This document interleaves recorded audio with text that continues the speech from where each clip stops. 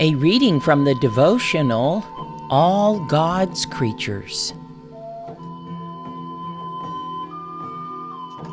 Two Birds, a testimony by Deb Kastner and the Seagulls. Then God said, "Let the waters abound with abundance of living creatures, and let birds fly above the earth across the face of the firmament of the heavens." Genesis 1:20. Two seagulls, two events, two very different emotions. Several years ago, I was attending a writers' conference in San Antonio, Texas. As beautiful as it was, I was having a difficult time adjusting. I'm a major introvert who finds it hard to speak to people or join in group conversations. My hotel roommate and I didn't know each other, but she had friends there and was usually out with them. To be honest, I was feeling deeply lonely and left out. I decided to go to a banquet, but couldn't find an open seat. So I changed back into jeans and went out to eat by myself. I was sitting on the deck at a restaurant, not exactly enjoying my solitary meal, when a seagull decided to join me, perching on the table and eyeing my food. Great. Now I had a bird for my only dinner companion. I could not have felt worse. Sometime after that, my husband and I took a cruise.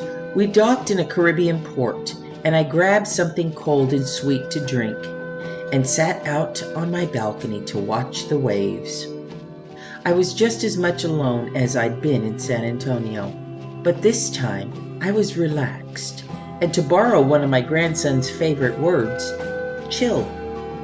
Suddenly, a seagull joined me, perching on the railing and surveying me with curiosity, cocking his head to the side and focusing one eye on me.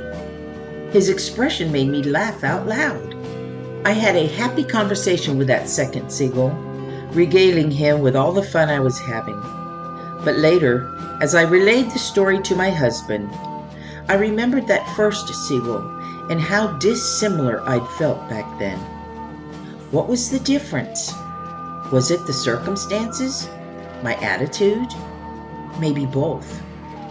Since that time, I think of seagulls as a turning point in my relationship with God. Now, whenever I see one of those birds, not often as I live in landlocked Colorado, I am reminded of two very different experiences that have the same takeaway, that every circumstance is part of God's plan.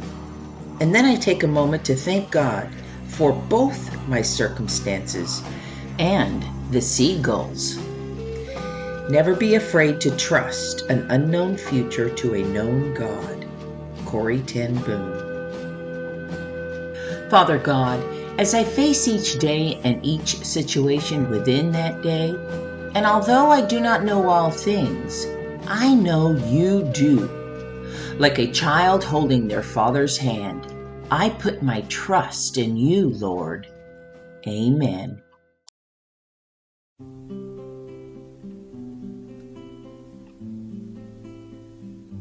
When you walk through a storm, hold your head up high,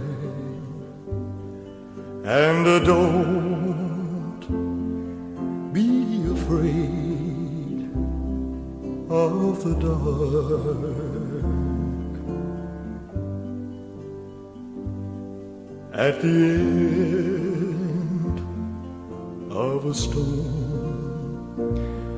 is a golden sky and the sweet silver song of a lark. Walk on through the wind, walk on through the rain, though your dreams